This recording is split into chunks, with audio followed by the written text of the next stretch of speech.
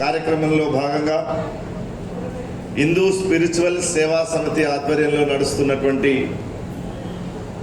ఈ సభలో సభకు అధ్యక్షత వహిస్తున్నటువంటి మాన్యులు శ్రీ ఎక్కా చంద్రశేఖర్జీ గారు, సభా వేదిక పైన ఆసీనులై ఉన్నటువంటి శ్రీకాంత్ రెడ్డి గారు, రాములు గారు, బిఎస్ శర్మ గారు, నా ముందు కూర్చున్నటువంటి భారతమాతను హృదయం నిండా నింపుకున్నటువంటి మహనీయులారా, అందరికీ నమస్కారం.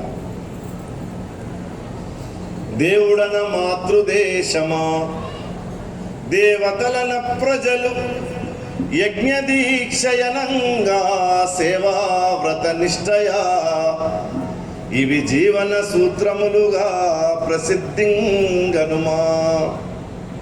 దేవుడన మాతృదేశమా, దేవుడంటే ఈ మాతృదేశమే దేవుడట. దేవతలన ప్రజలు, ప్రజలెవరో గారు, వీళ్ళంతా దేవతలే. యజ్ఞదీక్షయనంగా సేవావ్రత నిష్టయా, ఈ దేవతల ముందు చేస్తున్నటువంటి యజ్ఞ దీక్ష ఏమిటి అంటే, ఇందాక శేఖర్జీ చెప్పినట్టుగా ఒక మానవీయమైనటువంటి యజ్ఞ దీక్ష మనం అందరం చేకొని ఉన్నాం. ఇవి జీవన సూత్రములుగా ప్రసిద్ధింగనుమా. మనిషి యొక్క మానవ జీవితంలో ఇవి జీవన సూత్రాలుగా అలవాటు చేసుకోమని ఓ మహాకవి చెప్పాడు. దీనికి కారణం ఏమిటంటే, సేవ అనేది హిందువులకు ఎవరు నేర్పించాల్సినటువంటి అవసరం లేదు. నిజానికి ఇది మన యొక్క జీవగతంగా ఉంది.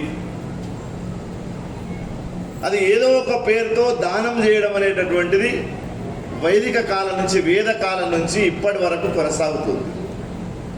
కొనసాగుతుంది కాబట్టి ఇలాంటి ఒక అద్భుతమైనటువంటి కార్యక్రమం ఈ ప్రాంగణంలో జరుగుతుంది అనే దానికి ఉదాహరణ. ఇన్నాళ్ళు ఈ ప్రాంగణంలో కర్టెన్లు, చెంబులు, గిన్నెలు, గ్లాసులు మాత్రమే అమ్మేవాళ్ళు. ఇప్పుడు దేశము, ధర్మం అనేటటువంటి ఒక స్థానం ఇక్కడ ఏర్పడడం వల్ల ఈ స్థానానికే పవిత్రత వచ్చిందని చెప్పవచ్చు. ఈ కార్యక్రమం జరగడం వల్ల ఇలాంటి ఒక ఎగ్జిబిషన్ జరుగుతూ ఉంటే అన్ని స్టాల్స్ మధ్యలో ఒక ఆశ్చర్యకరమైనటువంటి ఒక స్టాల్ ఉందట. దాని పేరు దేవుడి దుకాణం, గాడ్స్ షాప్ అనుందట. ఒక ఆయన బాగా క్రేజీ ఉన్నాయన, ఇదేంటబ్బా, ఏదో వస్తువులు కొనడం అనేది మనిషికి ఇష్టం కాబట్టి వస్తువుల వెంబడి పరిగెత్తే వాళ్ళు ఉంటారు, కానీ దేవుడి దుకాణం ఏంటి, పేరే ఆశ్చర్యంగా ఉంది, చూద్దామని అనుకున్నాడట. ఆయన లోపలికి వెళ్ళినాడు. లోపలికి వెళ్ళగానే అసలు ఇప్పటి వరకు ఎప్పుడూ చూడనటువంటి పుష్పాలు వికసించి ఉన్నాయట ఒక టేబుల్ పైన. మరి ఎంత బాగున్నాయి ఈ పూలు, అదేనయ్యా ఈ దేవుడి దుకాణం అంటే అర్థం అదే. దీని పేరు కరుణా పుష్పం.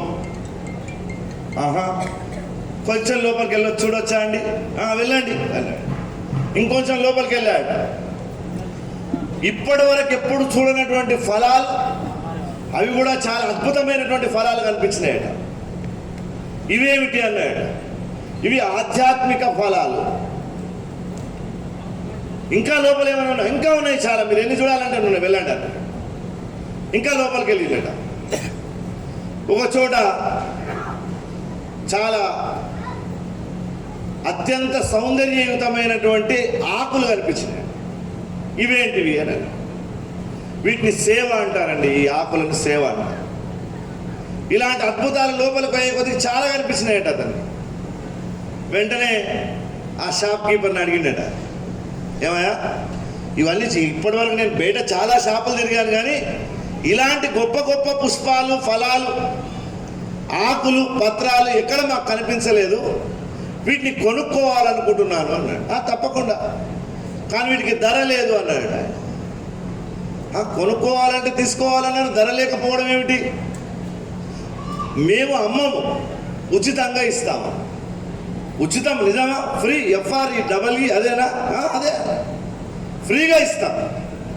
మీకు ఏమేం కావాలో ఒక్కసారి సెలెక్ట్ చేసుకోండి అన్నాడు. ఉచితం అంటే ఫినాయిల్ తాగే దేశం కదండి చాలాసార్లు. ఈయన పరిగెత్తుకొని పోయినట లోపలికి, అన్ని చూసేసి అన్నిటినీ సెలక్షన్ చేసుకొని ఒక లిస్టు రాసుకొని వచ్చి ఆయనకి ఇచ్చింది. ఇస్తే ఒక 5 నిమిషాలు అక్కడ మీరు కూర్చోండి, 5 నిమిషాల తర్వాత మీకు అన్ని ప్యాక్ చేసి ఇస్తాము. 5 నిమిషాలు అయిన తర్వాత ఒక చిన్న బాక్స్, ఇంత బాక్స్ తెచ్చి ఇచ్చినాడు. అప్పటి వరకు చాలా ఆనందంగా ఉన్న ఈయన, ఏమిటబ్బా ఒక్కొక్క ఫలం ఇంతలా ఉంది, వీటన్నిటిని పెట్టాలంటే నేను మళ్ళీ క్యాబ్ బుక్ చేసుకొని పోవాలి ఇంటికి, ఈయన ఇంత చిన్న బాక్స్ తెచ్చి ఇచ్చాడు అని అనుమానం వచ్చి, ఏమయ్యా అవి చూడడానికి చాలా పెద్ద పెద్దగా ఉన్నాయి, చిన్న బాక్స్ ఇచ్చావు నాకు, ఇది ధర్మమా నీకు, నువ్వు ఉచితం అన్నావు అన్నాడు. లేదండి, నేను అవన్నీ ఇచ్చాను, ఒక్కసారి మీరు బాక్స్ ఓపెన్ చేయండి అన్నాడు. ఆ చిన్న బాక్స్ మూత ఓపెన్ చేయగానే దాంట్లో అన్ని విత్తనాలు ఉన్నాయి. ఆయన అన్నాడట, మేము పుష్పాలను ఇవ్వము, విత్తనాలను ఇస్తాము, ఎవడికి వాడు పెంచుకోవాలి ఆ విత్తనాలను ఇంటికి తీసుకెళ్ళి ఇలాంటి పుష్పాలను. హిందూ ధర్మములో ఇలాంటి విత్తనాలను శాస్త్రము ద్వారా, కథల ద్వారా, కావలసినటువంటి ధార్మిక విధానాల ద్వారా మనందరికీ అందించి పెట్టారు. అలాంటి విత్తనాలు మన అందరి హృదయంలో ఉన్నాయి కాబట్టి ఇంత అద్భుతమైనటువంటి సేవా కార్యక్రమాలు జరుగుతూ ఉన్నాయి. వస్తు రూపేణ మనం ఎవరికైనా ఏదైనా ఇవ్వచ్చు. పిచ్చి వాళ్ళని బాగు చేయడం సాధ్యమా అండి? జడ్చర్లో కొప్పులు ఈశ్వర్ గారు, చింతనూరు ఈశ్వర్ గారు ఒక ఆశ్రమం నడుపుతున్నారు. అక్కడ దానికి సంబంధించినటువంటి వారు ఎవరు వచ్చారు, ఈశ్వర్ గారు వచ్చారు, కూర్చొని. నెహ్రూ ఒకసారి ఒక పిచ్చి వాళ్ళు ఉండేటటువంటి హాస్పిటల్కి వెళ్ళినాడు. వెళ్తే ఆ పిచ్చి వాళ్ళకి నెహ్రూ అని ఏం తెలుసు అంటే, ఒక పిచ్చివాడు ఇష్టం వచ్చినట్టు మాట్లాడుతున్నాడట. మాట్లాడుతుంటే ఆ పక్కన ఉన్నవాడు వచ్చి అన్నాడట, జైల్లో పనిచేసేవాడు, ఒరే ఆయన ఎవరనుకుంటున్నావు, ఈ దేశానికి ప్రధానమంత్రి అన్నాడట. నేనెవరో చెప్పలేదు ఆయన, కానీ వీడన్నాడట పిచ్చివాడు. అంటే నువ్వెవరు, నేను అమెరికా ప్రెసిడెంట్ అని చెప్పు అన్నాడు. వీళ్ళని మార్చడం సాధ్యమైన విషయమా అండి? చాలాసార్లు మన దృష్టి ఏముంటుందంటే వస్తు రూపేణ ఇచ్చేది మాత్రమే దానము, సేవ అని అనుకుంటాం. కానీ మన ధర్మంలో శాస్త్ర ప్రమాణం ఎప్పుడు కూడా అట్లాంటివి చెప్పలేదు. ఇందాక వారు అన్నారే, నిష్కామ కర్మ, సకామ కర్మ అని 2 రకాలైనటువంటి కర్మలు, దానికి ఫలాలు ఉన్నాయి. కర్మణ్యేవాధికారస్తే మా ఫలేషు కదాచన, you do your work with non attachment అని కృష్ణుడు చెప్పాడు. నీవు కర్మ ఫలాన్ని ఆశించకుండా పని చెయ్యి, కానీ అది సాధ్యమయ్యేటటువంటిది కాదు, అది వర్కౌట్ కాదు ఆ రూల్. ఎందుకంటే కర్మ యొక్క రహస్యం మనకు తెలిస్తే అది వర్కౌట్ అవుతుంది. సంకల్పము లేకుండా, ప్రయోజనము లేకుండా, ఉద్దేశము లేకుండా మీరు ఏ కర్మను ఎవడు నిర్వహించలేడని శాస్త్రం చెప్తుంది. మనకు చతుర్విధ ఫలపురుషార్థాలను 4 ఉన్నాయి. ధర్మ, అర్థ, కామ, మోక్ష. ధర్మము, మోక్షము 2 ఇది నిష్కామ ఫలానికి సంబంధించినటువంటివి. అర్థకామాలు 2 సకామ ఫలానికి సంబంధించినటువంటివి. నీ దృష్టి అర్థకామాలను ఆశించినట్టయితే అది సకామ కర్మ అవుతుంది, దానికి సంబంధించినటువంటి ఫలితం నీకు లభిస్తుంది. ఒకవేళ నీ దృష్టి ధర్మ, మోక్షాలకు సంబంధించినటువంటిది, ఆ జంటకు సంబంధించినట్టయితే అది నిష్కామ కర్మగా మారుతుంది. ఈ లౌకిక ప్రపంచంలో, ఈ భౌతిక ప్రపంచంలో తప్పకుండా సకామ కర్మను, దాని యొక్క ఉద్దేశాన్ని, ప్రయోజనాన్ని చూసుకొని తెలుసుకొని చేయాల్సిందే.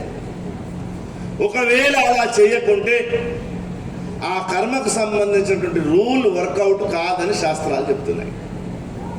దాని ప్రయోజనం మన వాళ్ళకు తెలుసు కాబట్టి పూర్వం నుంచి కూడా దానం అనేటటువంటిది, దాన్ని అందించేటటువంటి విధానాన్ని, సంకల్పము చేత దానం చేయించేటటువంటి ఒక గుణాన్ని మన యొక్క ఆధ్యాత్మిక శాస్త్రాలు చెప్పినాయి. ఉదాహరణకు రంతిదేవుడు ఉన్నాడు. రంతిదేవుడు ఎన్నో యజ్ఞాలు చేశాడు. యజ్ఞాలు చేసి అంతా దానం చేశాడు. చివరికి ఆయనకు నీళ్లు మాత్రం మిగిలినాయట.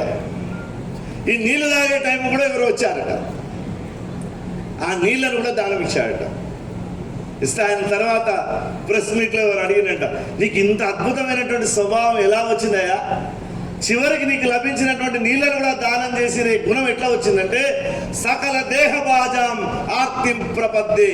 ఓ పరమేశ్వర, అన్ని జీవులలో ఉండేటటువంటి దుఃఖాన్ని నాకివ్వు అని కోరుకోగలిగినటువంటి నిష్కామ బుద్ధి రంతిదేవుల్లో ఉందని శాస్త్రం చెప్తుంది. అట్లానే దశరథ మహారాజు నలుగురు పుత్రులను కనడానికి పుత్రకామేష్టి యజ్ఞం చేసేటప్పుడు అందులో రెండు మాటలు వినిపిస్తున్నాయట. యజ్ఞం జరుగుతూ ఉంటే, భోంచేశారా, మీకు వస్త్రాలు అందినయా? ఈ